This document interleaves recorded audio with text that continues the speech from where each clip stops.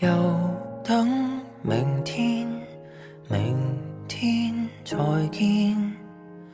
明天這麼遠，這樣令人想掛念。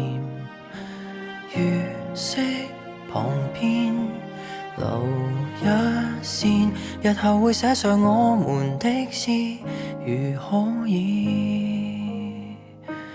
你着墨成圓點，我記敘成圓圈，沉悶風景一息間變小說。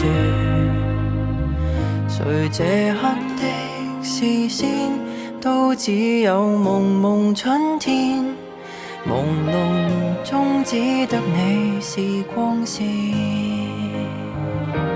這句話如何的開始，如何的啟齒，無人知曉的心意，很想接下去描寫初戀，又猶豫心思仍初戀。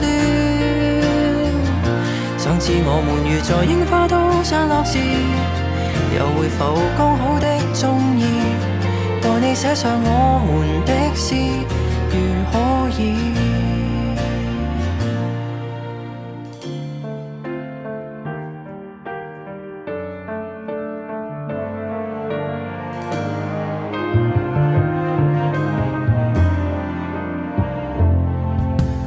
微小日子隨想而已，明天應該會再續這個小故事。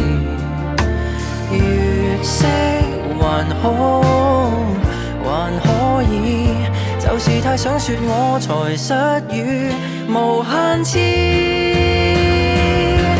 這句話如何的開始，如何的啟齒，無人知曉的心意，很想繼續去遊這花園，來來回編織成故事。想知我們如在櫻花都散落時，又會否剛好的中意，讓我寫上我們的詩，如可以。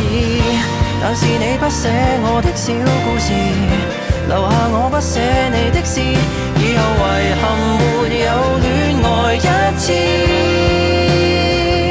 匆匆4月如何的開始，如何的終止，從來無牽手的章節，翻開了無數情節，到最後都沒有那些事。